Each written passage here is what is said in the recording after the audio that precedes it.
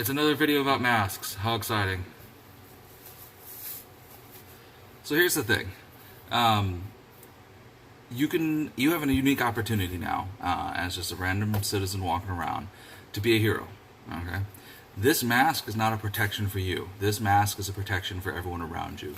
You don't know if you have a disease, if you have coronavirus or whatever, or the flu or whatnot. But if you wear this mask, it's going to help keep the droplets from your mouth and your nose and just the normal everyday breathing and talking.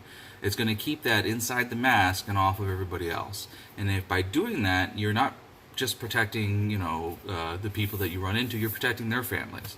Because if you have, COVID, and you cough or sneeze or touch your nose and rub something at the store, and someone else picks it up and then it gets into their eyes and their mouth or whatnot, then you've passed that disease on. And you may not know. There's a lot of asymptomatic carriers, which means that you don't have a fever, you don't have chills, you don't have any of the symptoms associated with COVID. That might be the COVID. No. But so if you wear a mask, you're protecting everybody else. You're doing a solid for the rest of humanity. And it's uncomfortable. It doesn't necessarily look very cool, although I like my mask. It looks pretty sick.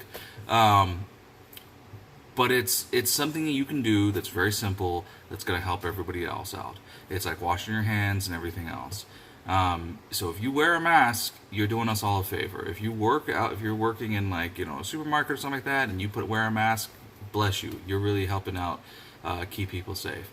My wife and I are doing the shopping for our grandparents right now, or for our parents right now. We're doing the shopping so that they don't have to worry about that exposure. My father-in-law is immunocompromised. My mother-in-law has diabetes. They are both at high risk. They are both over 65. So I don't want them going out. I don't want them coming in contact with people. If we can minimize that risk, we can. But if you're out there and you're not wearing a mask and you go shopping and you get your goopies all over the bananas or whatever, I don't have a lot of control over that. And I'm not going to bleach everything that comes into my house because there's a lot of technical reasons. But basically, the juice is not worth that particular squeeze. And it's something you could avoid by simply wearing a mask.